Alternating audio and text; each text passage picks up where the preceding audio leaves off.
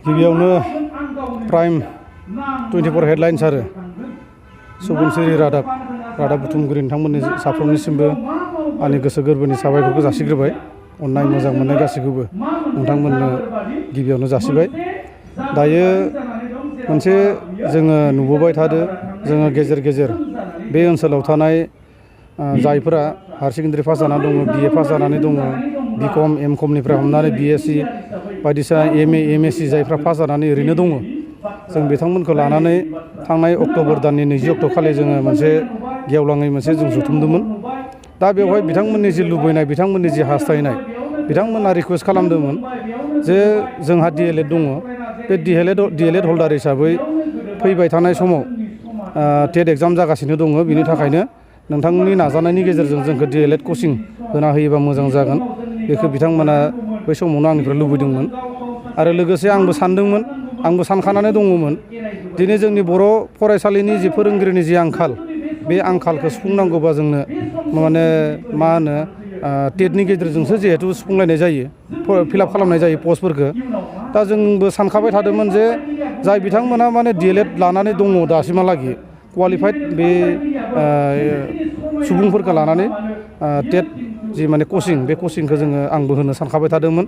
बिथांमोननि लुबैनाय आरो आंनि माने गोसो जाखानायजों ग्रोब मिलायनानै माने गोरोबलायनानै थांनाय अक्ट'बर दाननि 22 अक्ट'निफ्राय आङो DLED गोनां जेसेखिनि माने स्टुडेन्टसफोर दंमोन, दा बिथांमोनखौ जों कचिं होबोबाय थादों। दा बे आंनि बेक्तिगतनिफ्रायनो आं होदो, आंनि सेल्फनिफ्रायनो आं बेखौ होनाय जादों। दा दिनै फैयै फैयै जों नुबाय जे माने दुर्गा फुजानि माबाखौ लानानै, बोथोरखौ लानानै बिथांमोना आरो गावसोरबो माने गावबा गावनो मोनसे न'आव प्रेक्टिसनि थाखाय माखासे फरायनांगौनि खाथिराव बिथांमोना मैया दाखालि मोनसे मेसेज होदो जे सार जोङो माबाखौ फोजोबनोसै।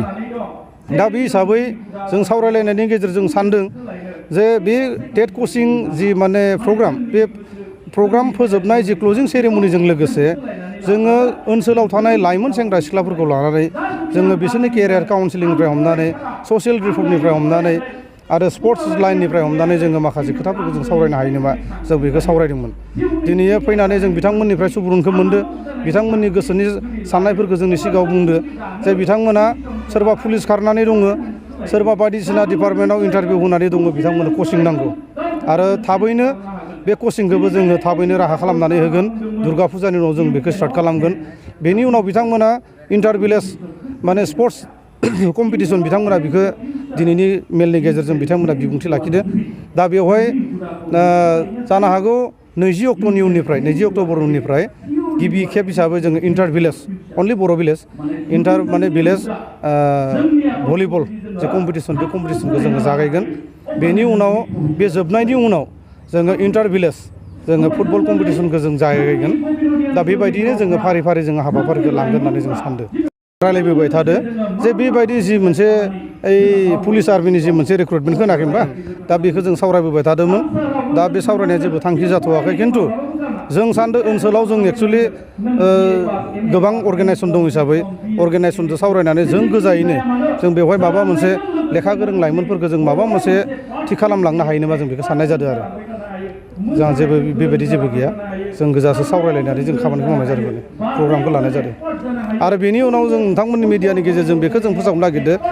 दिनै जोङो सेंग्रा सिख्लाफोरजों रायलायबाय, बेनि उनाव जों बिमा बिफाखौ लानानै, सेंग्रा सिख्लाफोरखौ लानानै जों बोरैहाय सोलोंथाइ बा अन्यान्य बायदिसिना सेल्फ डिपेन्डेन्ट जि मोनसे जों राहा, बेखौ जों बोरै लांनो हायो, बेखौ लानानै जोङो गुवारै मोनसे आरो खेबसे सावरायबावगोन जों उइथिन सर्ट पिरियड। बे जानो हागौ फुटबल जि मोनसे इन्टार भिलेज जि फुटबल कम्पिटिसन, बेनि उनावनो जों बे हाबाफारिखौ लागोन। गोजोन्थों।